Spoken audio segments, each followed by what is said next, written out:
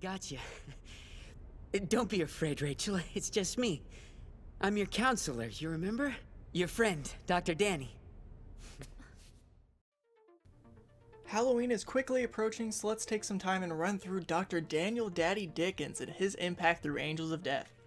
And if you love these videos as much as I love these characters, please consider joining the 3% of my viewers who are actually subscribed to the channel, as no matter how much I absolutely hate asking, it does mean a lot. Dr. Danny was a young counselor living his life helping people, appreciating their eyes, and dealing with an annoying best friend, you can't really call her that, dealing with an annoying, frequent, and only acquaintance named Kathy. Danny spends his days in the manga relatively normally, until he meets Reverend Grey, who tells him he requires angels to populate a tower he plans to build. These angels need to be killers he finds to be pure, and Dr. Danny is tasked with recruiting them.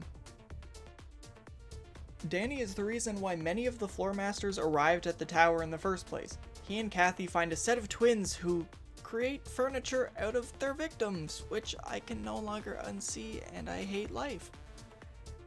And through his and Grey's mocking, Sheen eventually kills his brother to become the angel Grey is looking for.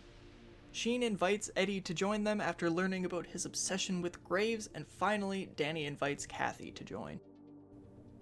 Fast forward to the anime, and Danny brings his patient Rachel along to become a sacrifice. She wakes up on Zach's floor, and after realizing he ain't the man for her, she quickly escapes to the second floor.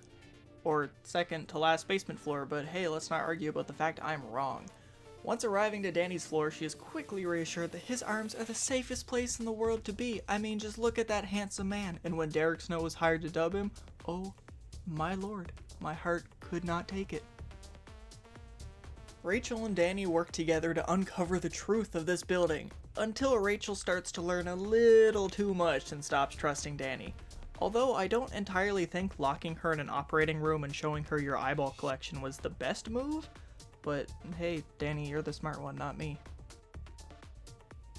After pinning Rachel to the table, Danny tries to show her what that tongue can do, but Zach arrives with his happiness fetish and stabs Danny through the chest. Wait, is it still a stabbing if he uses a scythe? Hey, you remember me, kiddo? I bet if you knew this creep was up here, you would have kept your ass downstairs! Now. After this, the pair also quickly dispose of Eddie, and I was wondering how many damn floors there must be in this building to give the show 16 episodes. Until we spent like 6 of them dealing with Kathy and her bullshit. It was around here in my Angels of Death episode reviews that I started joking about how the show is depriving me of my precious, precious vitamin D, and the joke really caught on with you weebs, and the interaction we had in the comments and in each episode review is really what makes this fun for me. Just relax. After all, you never know.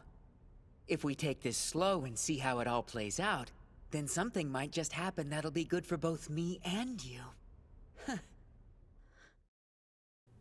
Normally, in Why I Love, I go through a character's history and build up their arcs and progression, or like with Mr. Young and Ichiya, I just bullshit because I think they're hilarious.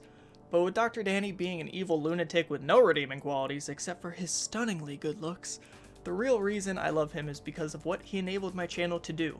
Those episode reviews are the best time I've had making anime-related content on YouTube, and the incredible community that formed around that has just set such an impossible bar for other episode reviews to hit, like with Midnight Occult, which was dramatically less popular and had less interaction, no matter how great that show really was. After gunning Kathy down, Zach gets injured, and the only way to save him is for Rachel to deal with Grey's illusions, where he orders a witch trial to begin with all 3 fallen floor masters testifying either for or against Rachel. Kathy starts by telling the jury about how horrible it was to be murdered, but Dr. Danny in all his beauty identifies that Kathy enjoyed dying. For some reason.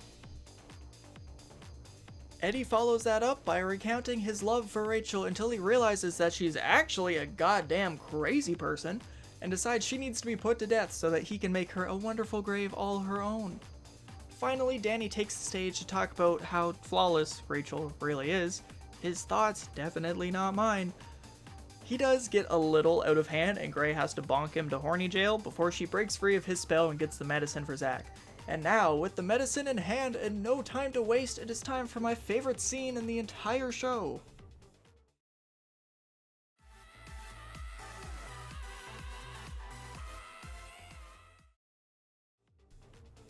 We soon learn that Danny is alive and has ascended to Rachel's floor to steal his girl back from our resident bad boy Isaac Foster. Rachel wakes up with our classy, handsome, tall, sophisticated dreamboat and has the gall, the audacity, the nerve to run away. Luckily, Danny stops her and talks some sense into her. Like, hey man, just chill. Zach is like totally learning about you to further foster a loving relationship built on understanding in case you choose him over me. I'm not the bad guy here, come on. He won't be interrupting us now. But I wish he'd quiet down. I don't want him to disturb Rachel's rest. Zach calls in player 2 to save him from a spike trap, and when he returns, Danny has unlocked the door, but he kicks it open like the hooligan that he is. They have a little lover's quarrel that then looks like Rachel and Danny might live together happily ever after. Until she fucking shoots him! With my heart utterly devastated, Zach and Rachel book it to the exit, and after a light Super Saiyan power-up, Zach busts them out. Until...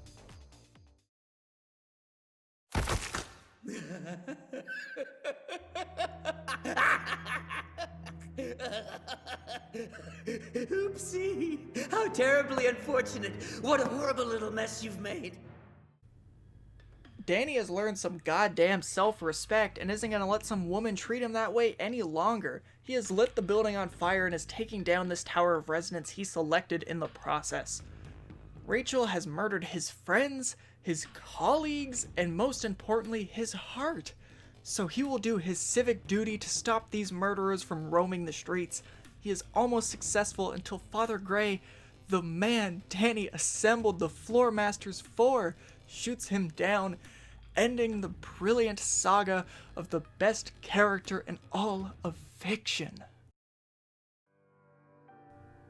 I hope 2 years later I have fulfilled my promise of a 10-minute Dr. Danny Geek Out video, and thank you all for watching anything I make. Thanks for watching, check your screen for the Why I Love playlist and a video YouTube seems to think you'll dork out over, or check the description for anything else you need. Well, I hope you enjoyed the spooky season, and I'll be waiting for you in hell!